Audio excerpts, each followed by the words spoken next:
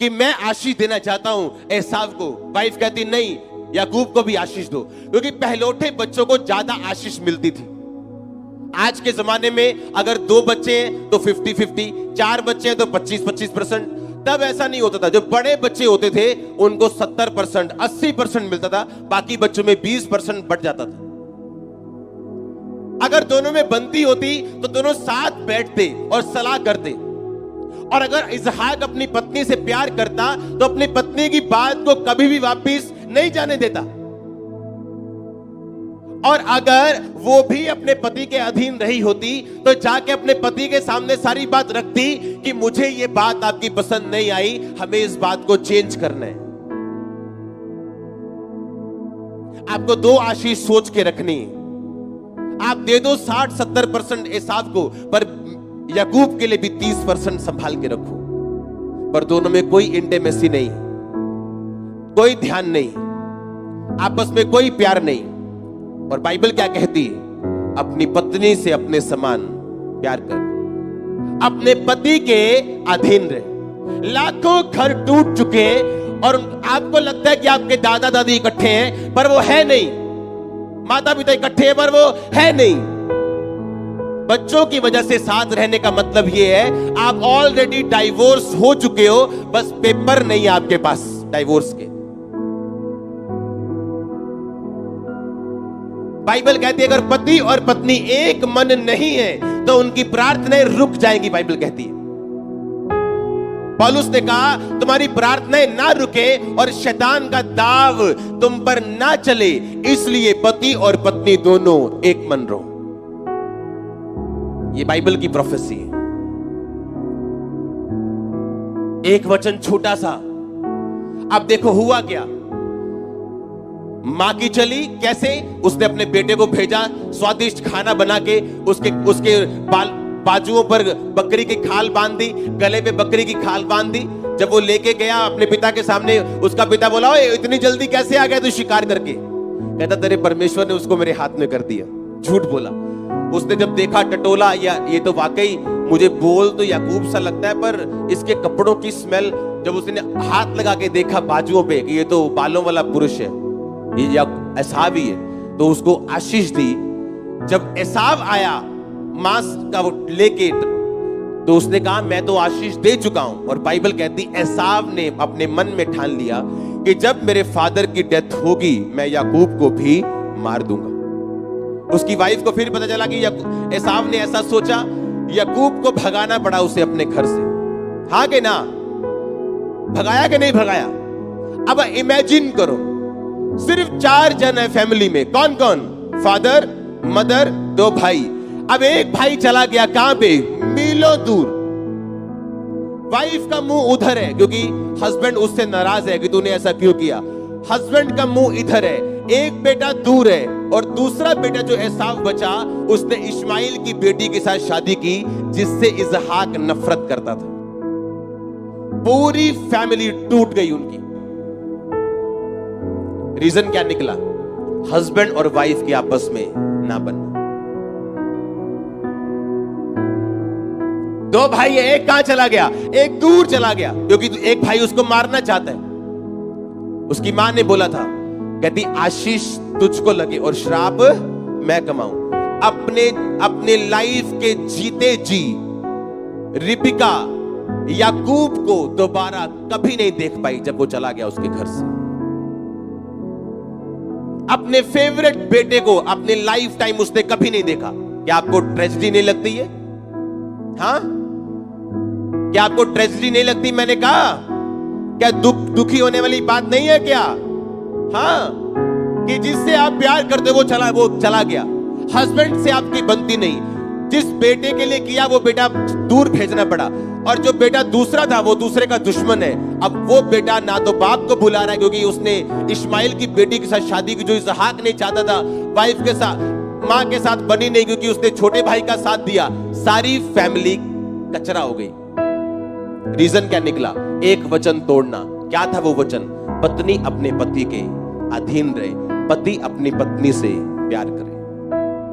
आपको क्या लगता है? छोटा सा वचन है, कोई प्रॉब्लम नहीं, टूट गया तो, पर उसका असर कहां जाएगा यीशु मसीह के मुंह से निकला वचन छोटा सा आपकी जनरेशन बना सकता है या बिगाड़ सकता है। आप देखो, जनरेशन बनानी है कि बिगाड़नी है। हालेलुया। अगर मेरे बच्चे को मेरी पत्नी ने कुछ करने के लिए मना किया और उसे मालूम है कि पापा के पास जाओ कुछ हल हो जाएगा, और मेरे पास आए, मैं वो करूं, मैंने कहा मम्मा ने क्या बोला, मम्मा ने कहा नहीं करना, मैं कहा वही फॉलो करो जो मम्मा ने कहा। हाँ, जब वो छोटा है उसे मालूम होगा कि ये दोनों टूटने वाले नहीं है। अगर एक ने नो कहा तो दूसरे की भी क्या है। अगर आप सहमत नहीं है मां की नो से, तो बच्चे को ये चीज पता नहीं होनी चाहिए, वो आपके अंदर का फैसला जो बाद में बदला जा सकता है।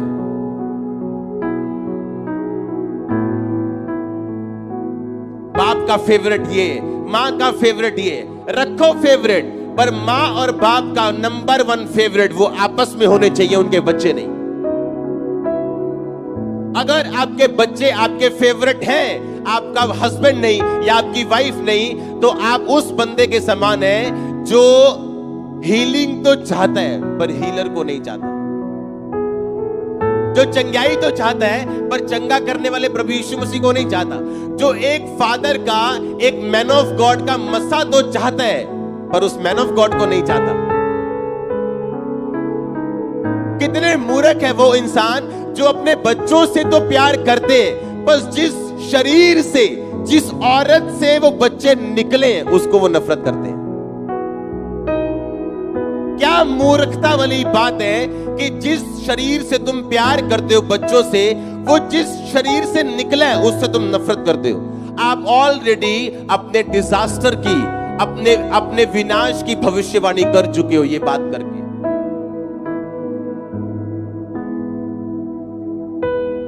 जब दाई बच्चा पैदा नहीं करती तो दुखी होती है मां। हाँ, अंग पैर पेट फट जाता है, कई बार दर्द ज्यादा टाइम लगी रहती है, समझ नहीं आती। जब दाई होती है तो आसानी होती है। आपकी वाइफ आपके लिए दाई के समान है। आपको जो दर्शन प्रभु ने दिया, बंदों को, मेन को, जेंट्स को, मर्दों को, आप उस दर्शन से प्रेग्नेंट है और आपका हेल्पर आपकी वाइफ। आप बच्चा पैदा कर सकते हो विदाउट वाइफ, विदाउट हेल्पर, पर आप दुखी होकर करेंगे। इसलिए पौलुस ने कहा सिर्फ प्रार्थना करने के वक्त अलग हो और किसी भी बात के लिए नहीं। आमीन। और ये 2 तरफा काम है, एक तरफा नहीं। मैं हैरान हूं आपके घरों में आपकी वाइफ्स को ये नहीं मालूम कि आप कितना पैसा कमाते हो। कितनी हैरानी वाली बात है ये। क्यों? क्योंकि बंदों को भी कॉन्फिडेंस नहीं है कि अगर मैं असली तनख्वाह बताऊंगा तो पैसे इधर उधर जाएंगे, और अगर बंदों को कॉन्फिडेंस हो कि पैसे इधर उधर नहीं जाएंगे, वो भी अपनी फुल तनख्वाह बताएंगे। और जब आप हर एक चीज ओपनली एक दूसरे के सामने रखेंगे तो आपकी प्रार्थनाएं ज्यादा कबूल होंगी, आपका घर ज्यादा स्ट्रांग होगा और शैतान का वार आपके घर पे नहीं चलेगा।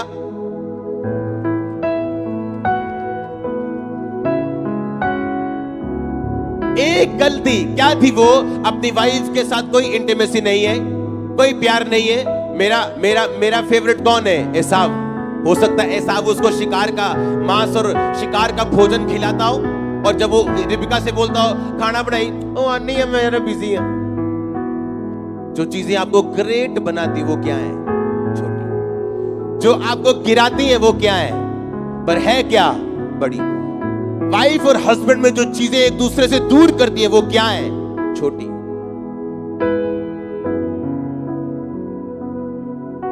अगर मेरी वाइफ ने मेरे बेबी को ना बोला, वो मेरे पास आके उसे हाँ में तब्दील नहीं कर सकती। आमीन। वो ना ही है, और उसको मालूम है कि ये मम्मी ने कहा या पापा ने कहा, बात एक ही। अगर मैंने ना बोला और मेरी वाइफ के पास वो मनाने के लिए गया या गई, तो वो भी ना ही है। क्योंकि हम उससे जरूर पूछते हैं मम्मी ने क्या बोला था, या मम्मी बोलेगी पापा ने क्या बोला था, पापा ने नहीं बोला था, तो नहीं है काके। हालेलुया। कितने मेरी बात को समझ रहे हैं? एक प्रोफेसी, वो क्या है प्रोफेसी? कि तुम अपनी पत्नी से प्रेम करो, तुम अपने पति के अधीन रहो, कुछ बातों में, कि सब बातों में, कुछ कुछ बातों में। हाँ, जब बेके की बात हो तो फिर तो मतलब फिर तो देखना तक नहीं, डंडा ऐसे ही है कि सब बातों में, कि जब भाई की बात हो तब भी, हाँ, कि जब अपने भाई की बात औरत करती हो तब अधीन की नहीं, हाँ, कि सब बातों में, कहता सब बातों में। आप जब एक दूसरे को समझते नहीं, आप औरत को नफरत दो, वो आपको नरक बना देगी। आप उसको लव दो, वो आपके घर को स्वर्ग बना देगी। हाँ, आपके ऊपर है आप क्या देना चाहते हो और क्या लेना चाहते हो। आप उसको बीज दो, वो बेबी पैदा कर देगी। हाँ, उसमें गुणा करने की शक्ति परमेश्वर ने दी है, हाँ या ना? अब बुद्धि आप में होनी चाहिए कि कौन सी बात हमें, हो सकता है आप किसी और बात पे सहमत हो और वो किसी और बात पे सहमत हो, पर आपकी जो बाइबल सामने खड़ी है वो एक ही बात पे सहमत है। और अगर आप दोनों क्रिश्चियन हैं तो आप बाइबल पे आके खड़े हो जाएंगे। हालेलुया। और इसीलिए तो क्रिश्चियन लोग मरते नहीं। क्यों? अगर एक का दिमाग और है और एक की सोच और है तो आप बाइबल पे आ जाओगे जो एक ही सोच पे है। इसीलिए अगर आपकी वाइफ क्रिश्चियन है और आप क्रिश्चियन हैं और दोनों आत्मा में बढ़ना चाहते हो तो आप ऑलरेडी स्वर्ग में हो। धक्के खाते भी आप आ जाओगे लाइन पे, ओ आमीन छोटा चर्च। आप मेरी बात समझ रहे हो कि नहीं? ये वर्ड की प्रोफेसी है, वचन की भविष्यवाणी है जो मैं आपको दे रहा हूं। एक छोटी सी बात जो हम मैरिजेस पे सुनते हैं पर कभी ध्यान नहीं दिया,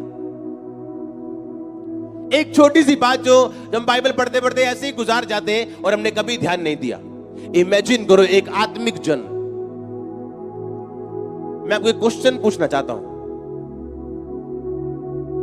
एक आत्मिक जन इसहाक जिसपे प्रभु का अनुग्रह है, उसकी फैमिली के साथ ये ट्रेजेडी हुई क्योंकि जिस दिन ये दो मन होना शुरू हो उसी दिन बैठ के उसको हल करो एक मन होने के लिए।